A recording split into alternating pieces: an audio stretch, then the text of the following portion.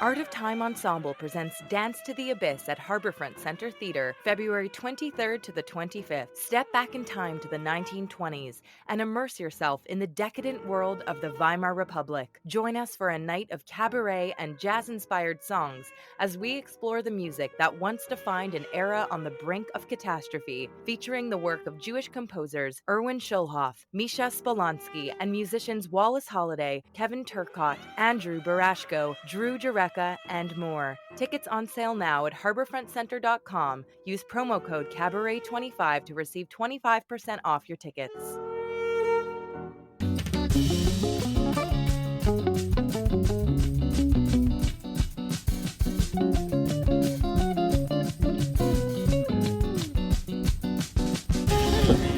Come on in.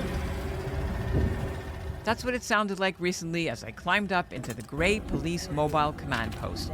It's like a motorhome. Set up in the parking lot of a shopping centre at Bathurst and Shepherd Avenue West. It's part of the Toronto Police Service's effort to make the Jewish community feel safer after October 7th in the aftermath of the Hamas terrorist attacks on Israel. Inspector Paul Rinkoff is my guide. Take pictures of the pictures? Of the Like the thank you? kid stuff, just not any of this stuff. No. So. He's the commander of the Toronto Police Community Partnerships and Engagement Unit. He's a proudly Jewish police officer, too, with 22 years in law enforcement under his belt, who's done everything from undercover and major crimes to forensics and the fraud squad. It's pretty loud in the RV. That's because the generators keep the mobile office running. It's definitely not fancy in here. There's a small desk in one corner where a police officer sits to meet with members of the public who come in to make a complaint or to ask for assistance. So the EM unit was flagged down at 12:11 hours. 12:11 is when they were advised by passersby. There's a scanner and a police radio, a bathroom, a microwave, and in the back, a small area with a padded couch for more private conversations. This command post has been operating here for coming up to 3 months, since November the 21st. I think of the command post, what sticks in my mind is just the amount of gratitude that comes out from the community. People stopping by, sometimes with baked goods, sometimes with pea soup. I think I was down there once and had some homemade pea soup. But just the general gratitude of community members stopping by and letting officers know there that they really appreciate their presence and their commitment to community safety. I'm Ellen Besner, and this is what Jewish Canada sounds like for Tuesday, February the 20th, 2024. Welcome to the CJN Daily, a podcast of the Canadian Jewish News sponsored by Metropia.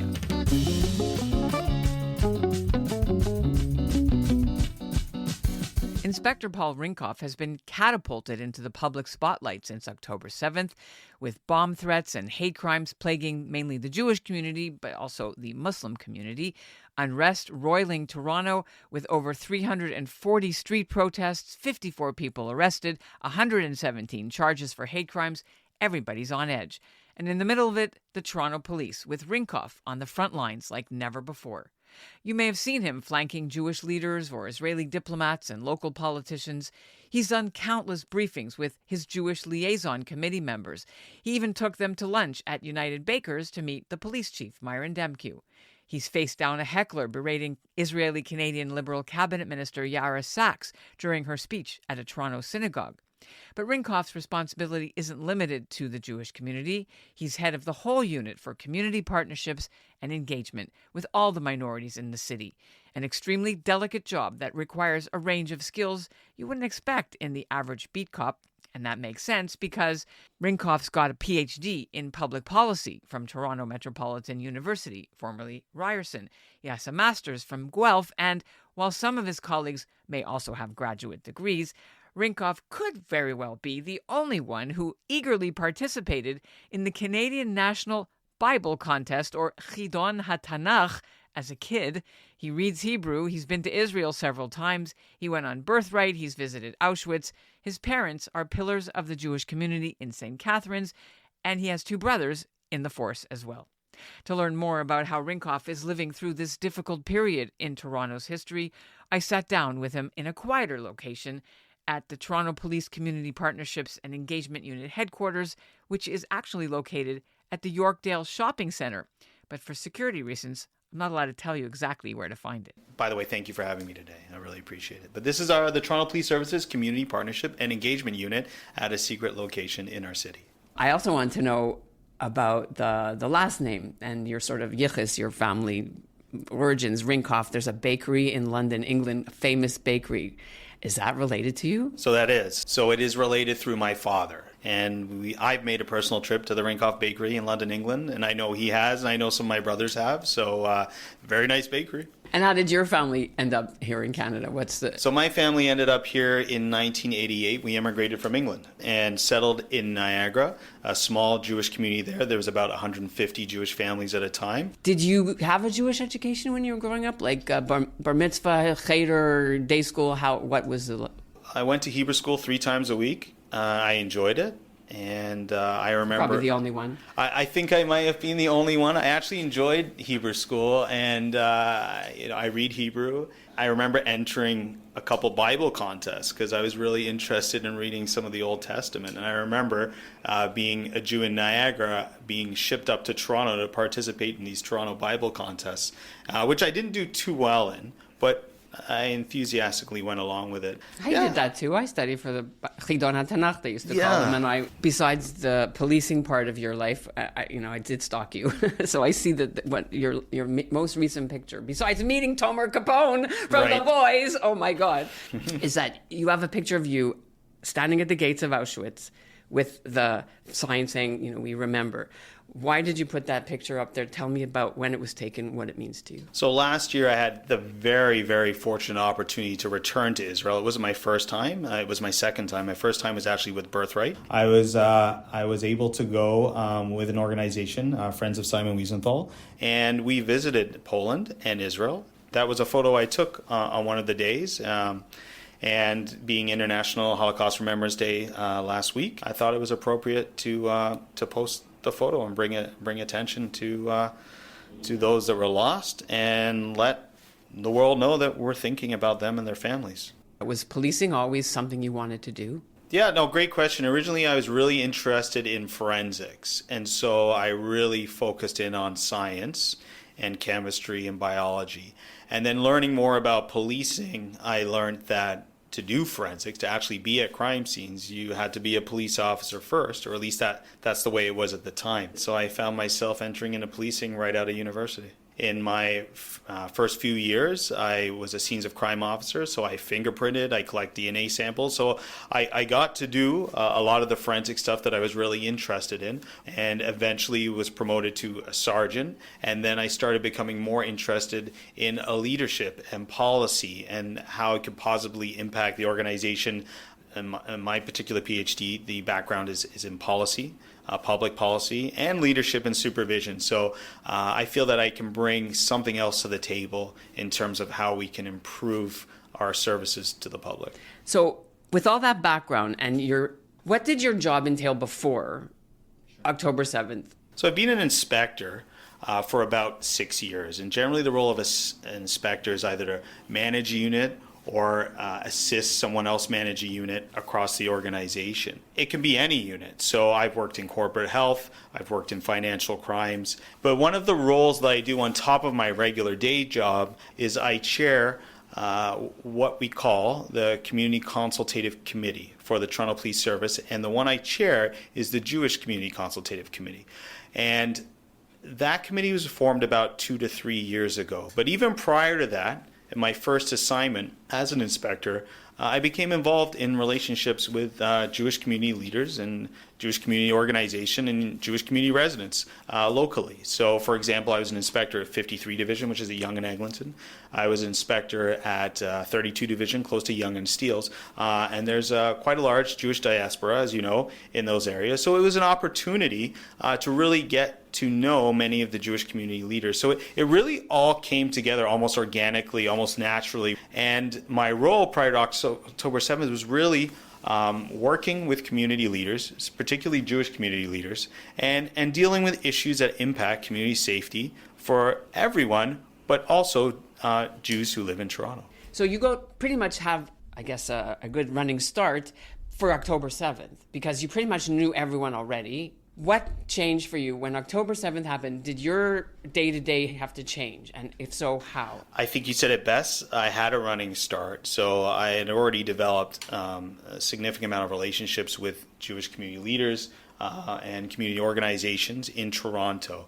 And so it was only a matter of a short period of time where I was being contacted at home by many Jewish community leaders. Like that day? That morning, by Jewish community organizations already relaying their concerns, their fears, some of the issues that were already being experienced, and asking what the Toronto Police Service was doing, how we could support the community.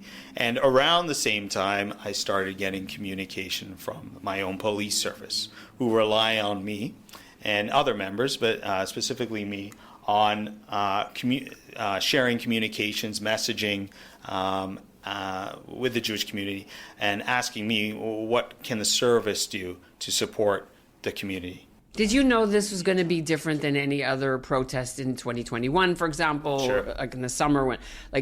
When did it occur to you that this was something world-changing?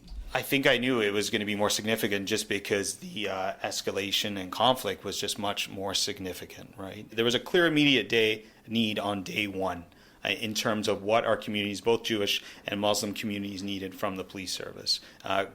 Day one, it was quite evident. Right. Yeah. Do you know what I mean? Sometimes it's more about reassurance than actual physical threats. But there were and are physical threats. There were physical threats. Hundreds of them. And we can't only measure the threats from a Canadian or a Toronto context. So there were communities all over the world that were already experiencing real threats in response to October 7th, or were about to. And so just because it happens in the United States or it happens in Europe doesn't mean those same concerns aren't shared here. So it's just really about addressing individual community safety needs. So when we're talking about actual issues as opposed to fear, can you walk us through some of the steps that are physically being done that actually is helping to make people safer? Sure. So we have a number of officers since October 7th. So immediately, officers were redeployed throughout the service to a project that carried a few different names. Right now it's called Project Resolute. Okay. And this is a service-wide, all-of-service response to the conflict. And essentially, it involves redeploying officers on a daily basis to increase their visibility, to increase patrol in areas in areas that are significant to the Jewish community and to the Muslim community. And these include institutions, organizations, businesses, religious facilities, right? So we have officers that were visiting them day and night. Like patrolling, but all knocking on doors, going inside religious facilities, making themselves familiar with the facility, also introducing themselves to the leadership at those facilities. And so We've done that since October 7th. That's been a repetitive daily event since October 7th. But we still see instances of hate crimes going on. So all this visibility, how, if at all, can it prevent or diminish attacks and things like this on the Jewish community, in your opinion? Right. So I think because that's a big concern. It's like they're there, but then protests are still happening. So people are upset. Right. So increased visibility, I don't know if there's a direct correlation between increased visibility and reduced protests. I think that's something different, but we hope that increased visibility deters the likelihood of a hate crime occurring. So if one does occur, there's an increased likelihood that that someone will report it, because hopefully they'll see an officer pass by. Or so when we're out patrolling, when we're increasingly visible, we're also promoting reporting of hate crime. We give out business cards, we give out stickers and flyers, instructions how to report hate crime. We also just put the hate crime graffiti reporting online. So you're actually able now just to take a quick photo of a QR code or go to a website and report the graffiti online, which improves our response time, and the commencement of the investigation is so much more immediate. When you had to deal with the protests, I guess you as the police had to deal with the overpass protests at the Avenue Road 401 and some of the other ones. That got international attention, not in a good way in some parts, for the way the Toronto police officers handled and tried to de-escalate or whatever the situation. What happened in-house after that? What was the feeling of the officers? Do you know how they felt the sort of huge public scrutiny and outrage? And do you think they thought it was unfair? Yeah, for sure, absolutely. And first off, in terms of what the officer did that day, I'm sure there was nothing but good intentions from that officer. I can understand how that appeared to the community, and I certainly received a lot of feedback from the community that day, and have heard the feedback constantly since the incident. Was there discipline? Did they get a policy change? What happened? And just to our listeners, it's the one where the officers were taking video, handing over a delivery of Tim Hortons coffee that they didn't pay for. It was just helping somebody give it to the protesters. What I think puts it best, at least from my perspectives, is the acknowledgement. I acknowledge, the organization acknowledges, the chief acknowledges that the community had great concern about what happened that day.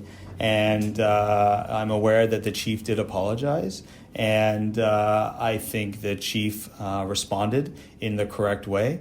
And it's time to move forward and keep ensuring that we prioritize public safety and hold those who don't respect the safety of our community members and residents and individuals attending protests accountable. The Civil Liberties Association of Canada said that those protests, to sort of ban them or curtail them, is a bad look and bad for democracy. How does that jibe with what the police are doing? Because they did make a conscious change to start rounding people up. Sure, and I understand there's a lot of legal opinions out there right now, and I think how I will respond is saying that for every single protest, whether planned or unplanned, our priority is the safety of the individuals attending the protest, the community that's around the protest, and secondly, any potential damage to property. So our role really is to ensure that public safety piece, and the actions and tactics that are used on that day, on that event, are made with that as the priority. Don't take half measures when it comes to home security. Alarms and cameras work, but they'll only tell you that your worst nightmare just came true. Safety Screen by Metalex for windows and doors will keep your family safe and sound with real stopping power. They can't be cut, pried, or bashed in, so you can enjoy carefree ventilation in the spring and fall with peace of mind. And protect your fixed windows and doors with rock glass, an absolutely unbreakable clear covering. Call 416-638-2539 or visit metalexsecurity.com to book your free consultation. That's METALEX security.com. Remember, prevention is always better than the cure. From my non-police inside information, just from a civilian point of view, looking in from the outside, we've been covering this nonstop. There seems to me to have been some kind of change, and I don't know if that's true. And I warned you I was going to ask you this. Between all the protests that happened in October, taking over the Gardner and harassing people, and the Indigo protests, and then all of a sudden after New Year's, there was like a flurry of arrests in the last couple of weeks, flurry of news releases about arrests from old incidents and some newer ones. Was there an actual policy change? How do you explain that? In terms of policy change, I don't know if there's a policy change. I think the response of the Toronto Police Service has been evolving since October 7th. And I think that response is proportionate to the activities that we see at these protests. And I think there's just been an evolution, and along the way, strategic and tactical decisions have been made in terms of the response at protests, which are made on a case-by-case basis.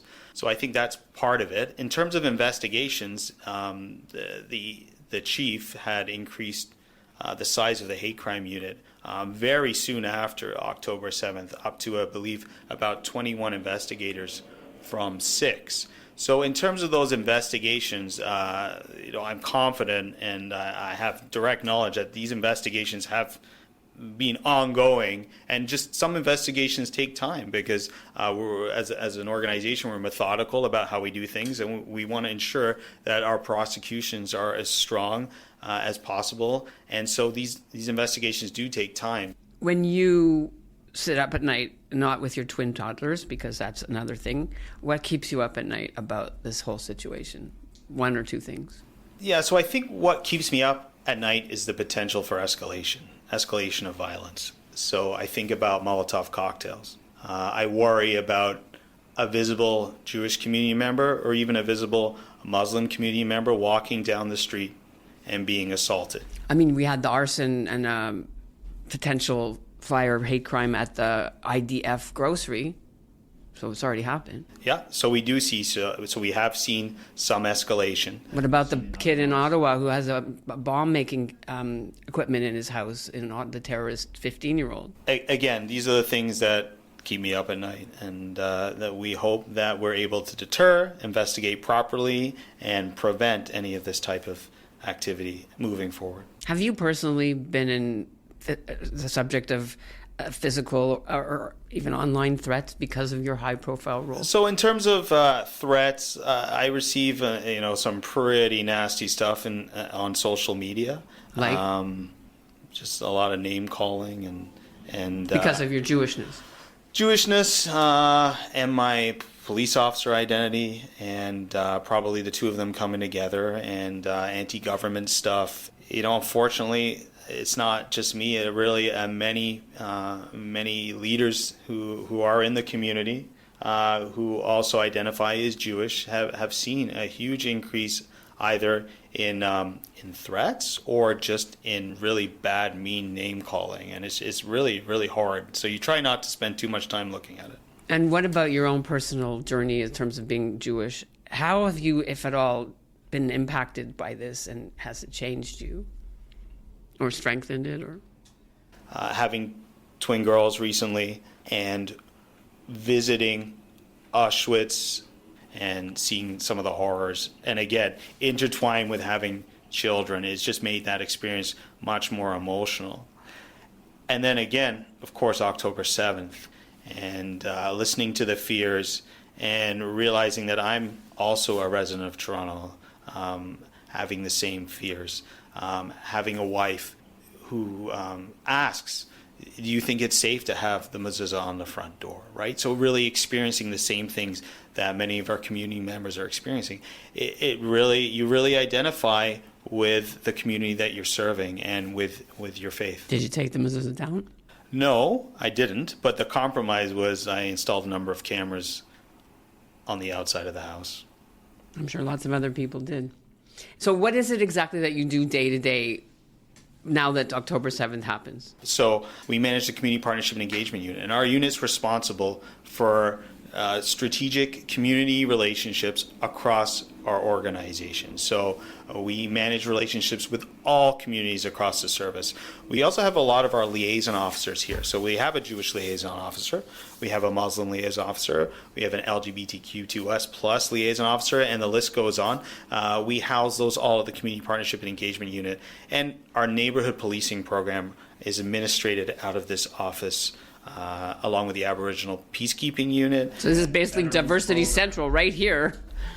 So on top of that role, and we have about, I'd say, 50 to 55 individuals that work here, 50 members, sworn and civilian, that work here. I co-chair the Jewish Community Consultative Committee. How many people are on that, by the way? So I co-chair it with my friend Michael Levitt, and we have about 14 or 15 members, and they're members of the Jewish community. Many are leaders, or they are religious faith leaders. They lead community organizations, and we get together periodically, but we also get together in response to issues, of course, such as October 7th. So this existed before? This existed before. You just ramped it up? We ramped it up in terms of frequency. I saw you met at United Bakers once. Well, we do have, I'd say, small meetings of group members, and we do meet community members in the community. I think that's the best place that we do get to meet them. Pea soup or potato soup? It was pea soup or cabbage soup. Those were my options on the day. We're all pea soup people. So I think I did go with the pea soup that day. I do. But next time I will do the cabbage soup because I've heard they're both fantastic. And we also rely on these community leaders who give up their time to help us with messaging, because that committee, the membership in that committee, has much greater reach than the Toronto Police Service. Right. So, for example, is everything Jewish in Toronto on that? Because they should be. That's literally the big on Facebook. They should be. So I know of the group, but no, I don't think we have an official representative. You should, because literally there's 50,000 people that are on it. But anyways, I'll point about the command post, and that's our last question. So the other day, people drive up and down Bathurst. They say, "Oh, the command post is missing from Bialik. What happened?" And everyone freaks out, which is what's been going on Shabbat. So can you just explain why that is missing, and is it going back? So you are correct. It is missing, and I will solve the mystery right now. It needs a repair. It's as simple as that. So we have put a temporary vehicle there, which is much smaller, while it's being repaired at our fleet. I understand the repair should be done soon, and you'll see the command post return. There you go. And there's one at the Muslim community that moves as well, right? That's right. So we have a mobile one that is servicing the needs of the Muslim community, in particular on Fridays, which is the most frequent worship day. So in this case, we leverage our Muslim liaison officers, our relationship with our Muslim community, and ask our Muslim communities, here, we have a command post. How is it best used? And that's how we move forward. Really appreciate this time. Thanks for being on the CJN Daily. You're welcome. Back at the mobile police van at Bathurst and Shepherd, it was pretty quiet when I visited. One older man came in and complained about a repair bill he'd received, which he thought was a scam, nothing to do with hate crimes. He didn't even appear to be Jewish. Then a lady with blonde hair knocked at the door and offered to buy the two duty officers coffee or something else to drink to thank them for keeping the Jewish community safe. It shouldn't be happening.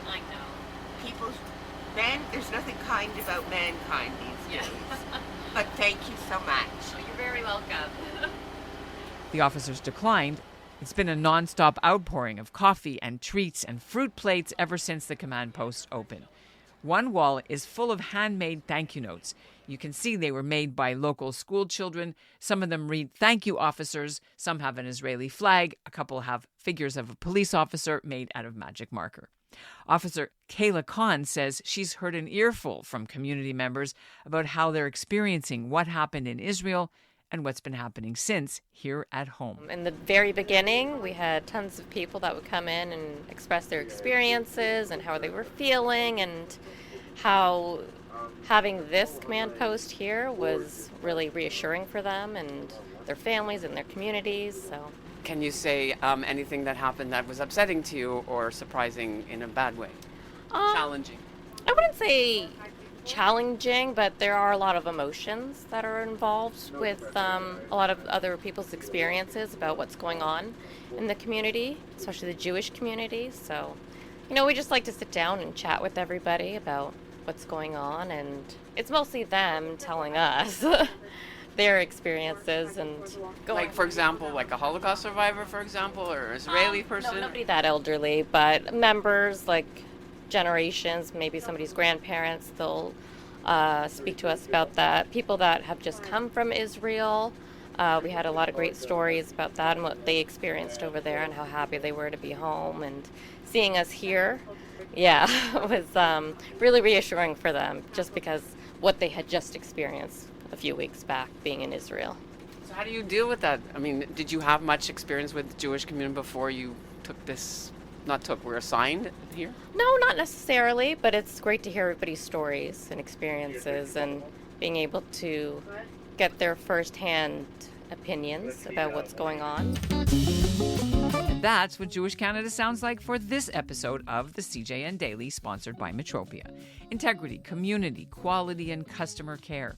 If you want to hear more about hate crime statistics and what the Toronto Police is doing to keep the Jewish community safe, the Chief, Myron Demke, is scheduled to participate in a Zoom briefing on February 29th for B'nai B'rith.